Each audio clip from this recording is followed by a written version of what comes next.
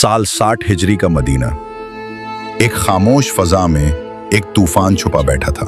दिमश्क से पैगाम आया, यजीद तख्त पर बैठ चुका था और उसने इमाम हुसैन इब्ने अली से बैत का मुतालबा किया। मगर कभी कभी नाम इतने पाक होते हैं कि वो बातिल के आगे झुक नहीं सकते, और हुसैन हक के चराग का वो नाम है जो कभी बुझ नहीं सकता। यजीद जुल्म, फितना और फसाद की अलामत था, और इमाम हुसैन अलैहिस्सलाम रसूल खुदा सल्लल्लाहु की अमानत। तो फैसला हो चुका था।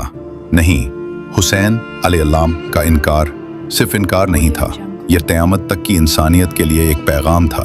जुल्म के सामने सर झुकाना दीन मोहम्मद की तौहीन है। इमाम अलैहिस्सलाम ने अपने नाना के रोज़े को अलविदा कहा, माँ ज़ारा की कब्र से लिपट कर रोते रहे और फिर मदीना छोड़ दिया। मंजिल थी मक्का। मक्के में लोग जूक दर जूक आ रहे थे, इमाम अलैहिस्सलाम का खुतबा सुनने, उनसे बैत करने, उनके साथ चलने। और इसी दौरान कूफा से खुतूत आने लगे, सैकड़ों हजारों खुतूत, एक ही फरियाद, ए फर्जंदे रसूल, आइए हम आपके वफादार हैं। इमाम अलैहिस्सलाम ने अपने मोतमिद, अपने भरोसेमंद भाई हजरत मुस्लिम बिन अकील को कूफा रवाना किया। कूफा जिसने वादे किए थे, जब जुल्म का साया छाया वही लोग खामोश हो गए। मुस्लिम इब्ने अकील को शहीद कर दिया गया।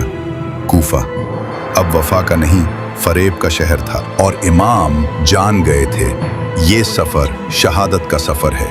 मगर वो रुके नहीं, क्योंकि बाज मौतें जिंदा कौमें पैदा करती हैं। और फिर इन मुहर्रम उल हराम 61 हिजरी को